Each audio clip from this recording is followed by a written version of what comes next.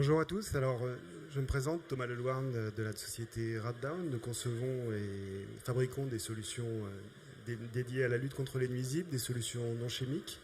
Et aujourd'hui, on va traiter de la lutte justement contre les nuisibles, rongeurs particulièrement, en IA. Alors, les enjeux liés aux rongeurs sont multiples. Les principaux, ceux que vous connaissez tous dans le cadre de vos activités, c'est tout d'abord l'enjeu sanitaire. L'enjeu sanitaire et hygiène lié au simple fait d'avoir des nuisibles présents sur son site. L'enjeu financier lorsque l'on parle des dégradations, des pertes de produits qu'il peut y avoir, ou tout simplement des dégâts sur les installations générés par la présence de nuisibles. Dans tout ce que l'on met dans les enjeux structurels également, on retrouve en fin de compte les dégradations générées par les rongeurs sur une durée plus ou moins longue qui peuvent mettre en péril également le fonctionnement de certaines zones de votre site, technique ou non. Et puis enfin les enjeux sociétaux qui concernent tout simplement le personnel, les personnes travaillant sur place. Il peut y avoir des retraits en fin de compte d'activités, etc., liés aux problématiques de nuisibles et encore une fois aux problématiques sanitaires générées par celles-ci. Alors un bref rappel sur le cadre réglementaire et normatif. Alors vous le savez, en 2019, on considère donc que le non-permanent baiting agreement, la fin de l'abattage permanent est entrée en activité, c'est-à-dire que les autorisations de mise sur le marché de la plupart des produits qui étaient utilisés aujourd'hui pour de la lutte chimique permanente n'ont pas été renouvelées. Ce qui ne veut pas dire que le chimique a totalement disparu du paysage, mais ce qui veut dire par contre que vous ne pouvez plus traiter sur vos sites en permanence avec des appâts chimiques, ce qui a quand même modifié profondément la façon dont on doit aborder le protocole de protection aujourd'hui sur des sites comme les sites IA. Alors, l'évolution des référentiels qualité, j'ai indiqué ici, tout simplement dans le sens où aujourd'hui, on remarque que dans un certain nombre de ces référentiels, les solutions de monitoring, par exemple de détection de l'activité des nuisibles ou des solutions de répulsion acoustique non chimiques sont entrées dans ces référentiels et sont stipulées aujourd'hui très clairement comme des méthodes de lutte, notamment dans les zones rouges dans lesquelles on ne doit pas, proches en fin de compte des aliments dans lesquels on ne doit pas mettre en place d'appâts chimiques. Tout cela sur un fond de transition écologique, bien sûr.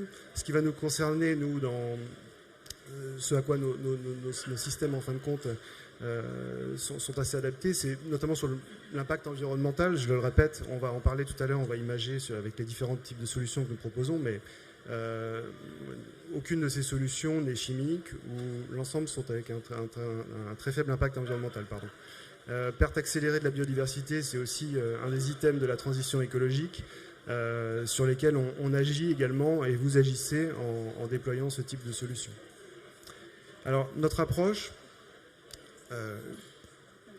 part de toute façon d'un diagnostic, d'un constat qui est généré par des systèmes qui vont faire un monitoring de l'activité des nuisibles sur votre site. Il faut avoir une photographie extrêmement précise au jour 1 avant le déploiement du protocole, en fin de compte, des zones qui sont impactées, de celles qui le sont moins, de façon à pouvoir adapter le protocole et déployer les solutions qui conviennent, que l'on parle d'une zone de stockage, une zone de passage, un quai de chargement, déchargement ou autre. On va y revenir tout à l'heure.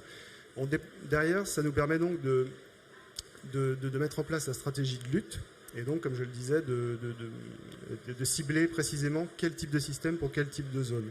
On déploie le protocole, c'est-à-dire qu'on met en place les systèmes. On analyse les résultats, c'est-à-dire que les systèmes de monitoring et détection dont je parlais tout à l'heure vont nous servir pour cela tout au long du process.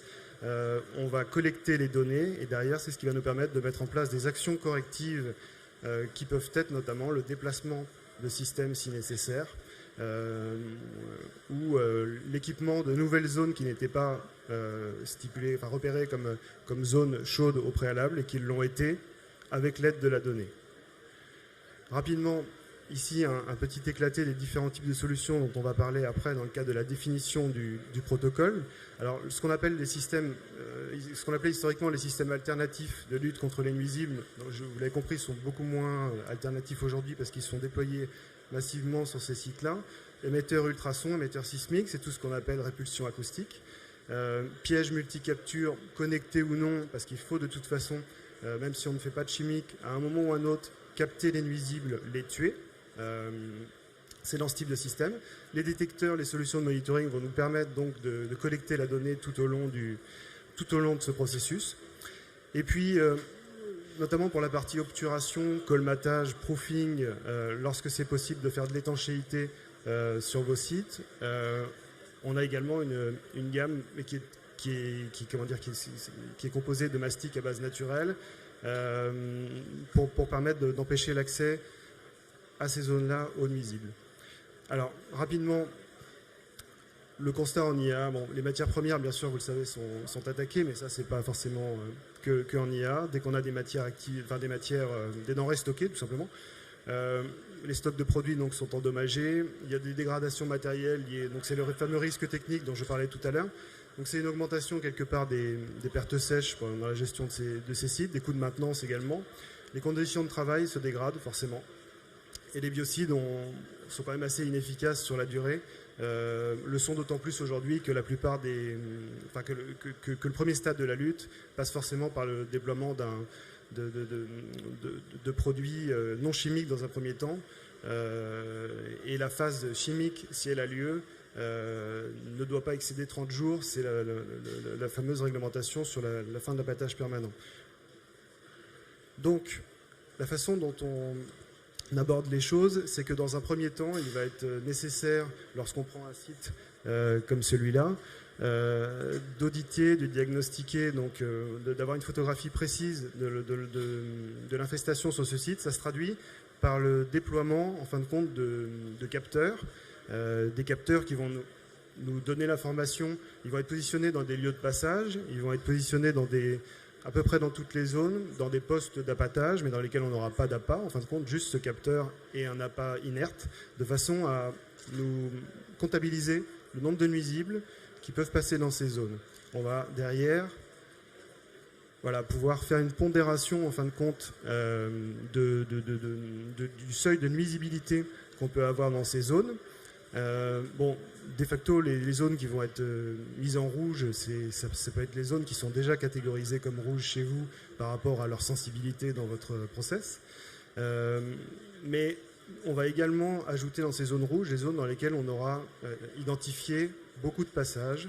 Et c'est ce que l'on a essayé de représenter ici sous la forme d'un exemple. Partant de ce principe-là, par exemple, dans les zones rouges, on va partir du principe qu'il faut qu'on ait zéro nuisible. Dans les zones oranges, on va se permettre de mettre en place des systèmes également de capture proches des points d'entrée-sortie.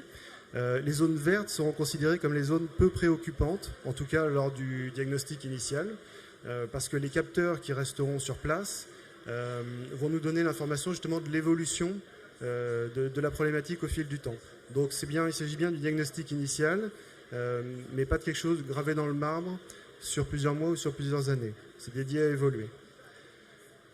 Alors, l'étape 2, donc, on part sur la première étape, en fin de compte, du principe de la lutte intégrée, qui est que l'on doit donc étudier tout ce qui est obturation, étanchéité, lorsque c'est possible. Ce n'est pas forcément possible sur tous les sites, mais de toute façon, ça doit faire partie de la phase de diagnostic.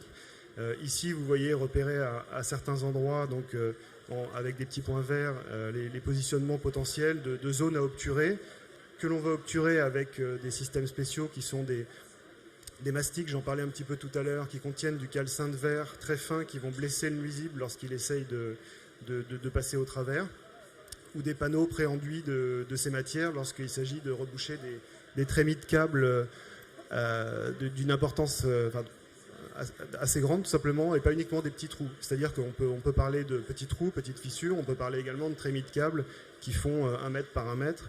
C'est ce que je mets dans l'étanchéité. C'est extrêmement important. C'est de toute façon beaucoup plus efficace de traiter ce problème de l'étanchéité s'il est traitable sur ce site à la racine plutôt que de déployer toutes sortes de systèmes, chimiques ou non, à l'intérieur de votre site pour éteindre le feu, entre guillemets. Seconde étape.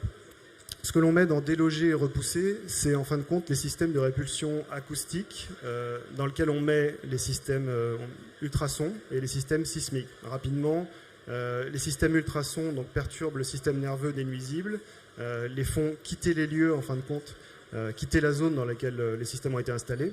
Les systèmes sismiques vont nous servir à faire un périmètre autour de zones. Ils vont être fixés sur les panneaux sandwich, par exemple, de façon à transmettre les vibrations dans les matériaux et à faire ressortir les rongeurs des cloisons, par exemple. Très souvent, les rats nidifient dans les cloisons de vos sites, vu qu'on retrouve très régulièrement du panneau sandwich, c'est-à-dire panneau métallique, isolant, panneau métallique. Ensuite, je parlais de la capture tout à l'heure. C'est quand même important, même si on parle beaucoup de prévenir l'intrusion et de repousser, il faut les capturer à un moment ou à un autre. Donc c'est dans ces points de passage potentiels, typiquement ceux qu'on aura repérés avec les systèmes de détection ou ceux qui ont déjà été repérés par les équipes tout simplement dans la vie du site, que l'on va chercher à mettre en place des systèmes de capture. Système de capture dont l'efficacité va être augmentée par l'installation de systèmes ultrasons, tout simplement pour ce que je viens de dire. Les rongeurs sont perturbés nerveusement, donc vont aller se mettre beaucoup plus facilement dans ce type de boîte de capture, même si on a une concurrence alimentaire qui est toujours forte sur vos sites. Donc il y a une certaine synergie en fin de compte entre les systèmes. Ces boîtes de capture donc fonctionnent de manière autonome. On les appelle multi-captures parce que tout simplement, il n'y a pas besoin d'aller les relever tous les 4 matins. On peut mettre une trentaine de nuisibles dedans avant de le relever. Voilà. Tout cela est monitoré. Donc, c'est-à-dire que, je reviens rapidement, on monitore en phase 1 au niveau du diagnostic, on monitore pendant le déploiement du protocole et on monitore tout au long de la durée d'installation des systèmes en fin de compte. C'est extrêmement important. Typiquement, une boîte de capture qui ne capte rien dans un stock matière première X, on va la déplacer dans une zone dans laquelle on a un pic d'infestation. Le système est voué à être mouvant. Le système Vigira, comme il s'appelle, donc c'est tout le système de monitoring, se compose en fin de compte de capteurs qui vont être mis en place soit dans des postes d'appâtage, soit dans des boîtes de capture, et d'un logiciel qui va être accessible soit donc sur une application web ou appli mobile lorsqu'on se trouve sur site tout simplement, de façon à savoir en temps réel ce qui se passe sur le site et ce qu'il y a dans les boîtes. Donc, ici, un bref récap de tout cela. Donc, protection performante des zones et des produits, c'est-à-dire que là, on est dans un système où on parle d'une lutte durable, avec des systèmes qui vont pouvoir rester à poste sur site en permanence. Et pour la plupart de ces systèmes, ils ne nécessiteront pas une relève ou une prestation particulière, hormis les boîtes de capture. La population de rongeurs est maîtrisée et surtout elle est documentée, c'est-à-dire qu'encore une fois on peut tirer les actions correctives en lien avec les données qui nous seront remontées. Diminution significative de l'usage des biocides, c'est-à-dire que nous, de toute façon, dans nos protocoles, on ne proposera jamais de biocides. Après, ce qui peut se passer, c'est que sur toutes les zones extérieures, périmètre du site, typiquement le long des limites de propriété des sites ou ce genre de choses, il peut y avoir tout de même un ceinturage en appât chimique ou ce genre de choses, mais nous, sur le cœur de votre process, la protection du bâtiment et de l'intérieur, nous ne proposerons jamais en fin de compte de biocides. Tout simplement parce qu'en respectant l'ensemble des piliers de la lutte intégrée, les systèmes dont on a parlé, on peut traiter la quasi-totalité des configurations.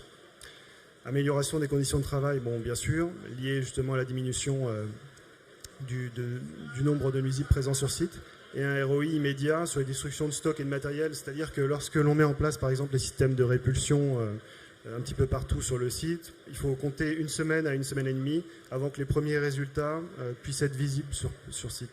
On va créer un climat inhospitalier en termes d'ondes générées pour les nuisibles, qui va mettre à peu près ce temps-là à se caractériser par des résultats visibles sur le terrain.